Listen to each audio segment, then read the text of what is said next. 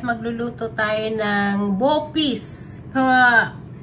Wala tayong ngayon, baga. Ayoko ng baga. So, alternate natin ng pork belly, puso ng baboy, tsaka atay.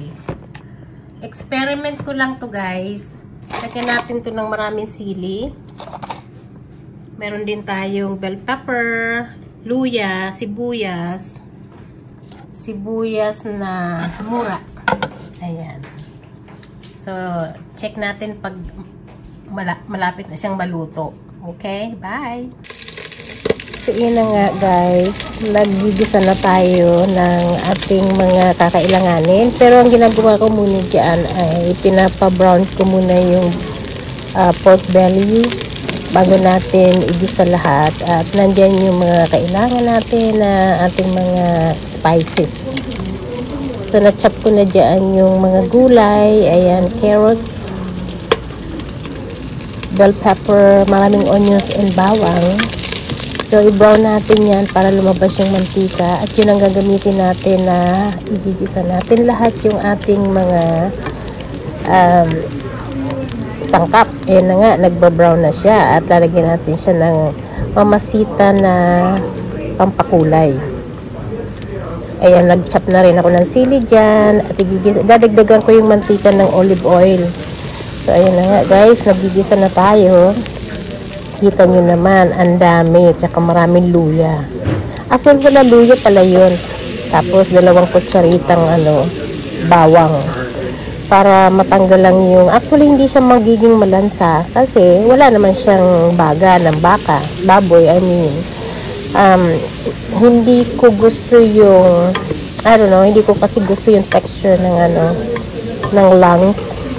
Ayan na nga, ginisa na natin yung ating mga sibuyas, bawang, kasama na rin tong ating sili. So, pinakuluan ko na dyan ang atay tsaka yung heart ng baboy. Sumalambot na yan.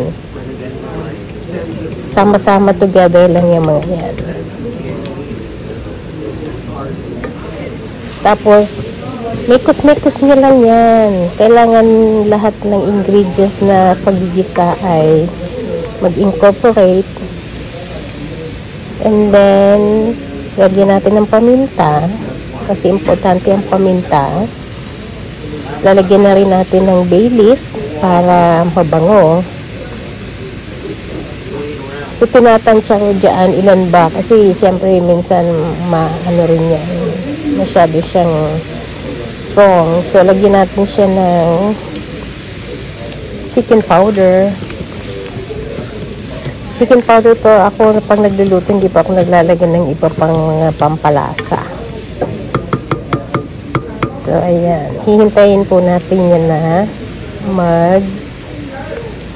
mag-isa. Ayan, naglagay na rin tayo ng pampakulay.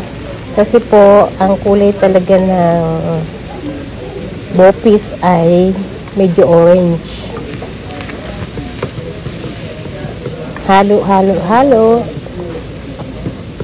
Haluin natin ng maigi. So, ayan na nga. Dahil nga nahalo na natin at medyo nagisa na ng husto, nilagay ko na yung pork belly na parang chicharo na nga ang kanyang itsura. Subukan nyo to guys, sa totoo lang. Kung ayaw nyo ng ibang klaseng o pwede nyo namang lagay lahat. Kasi gusto nyo talaga ng baga, ididagdagan nyo ng pork belly. Kung gusto nyo ng authentic, depende po kasi sa tao kung ano yung gusto nyo.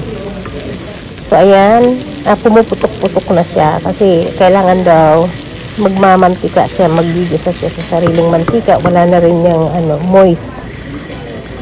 Tapos, lalagyan na natin siya ng bell pepper.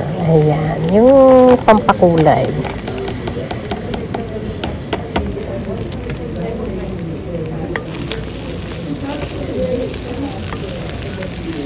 Haluin nyo po kasi pagka ganyan, walang sabaw, pwede siyang masunog yung ilalim niya. Kaya, yan, nilagay ko na rin yung carrots. Kailangan yan. Pinakagulay natin. Tapos nilagyan ko siya ng oyster sauce. Ng kaunti. Kaunting oyster sauce. Depende kung gusto nyo maglagay niyan o ayaw nyo. Nasa inyo po. Bahala po kayo kung anong gusto nyo ilagay. Ayan na nga.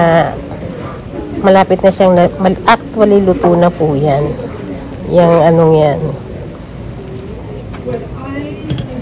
So, final ano natin dyan ay lalagyan natin na siya ng spring onions pang panghuli. Medyo nasusunog na yung ilalim niyan kasi sa labas din ako nagluto at saka electric yung aking ginamit. Tapos, syempre, titikman natin yan kung tama na ba yung lasa. Tapos, okay naman. Alam ko tama na yung lasa dyan.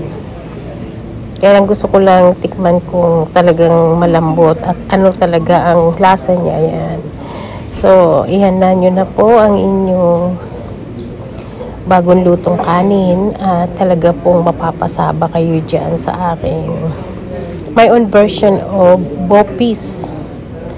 Actually, para din siyang sisig.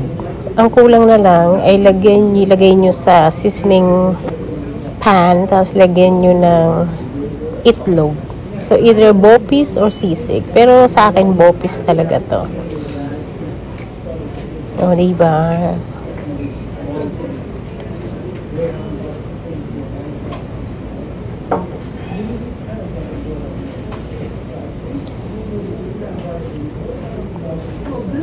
Yan na nga, nakalimutan kong ilagay yung ating spring onion. Tapos, naglagay din ako ng sili in case na yung asawa ko gusto niya pa ng more spice. Pero sa akin, okay na yan. So, kaya hindi ko yan dinurog o kaya chinap. Kasi anytime na gusto niya talaga yan, di bahala siya. But anyhow, maraming salamat again. So, kung sino yung gustong magluto ng mga unusual na hindi nyo pa naluluto katulad ko, bye!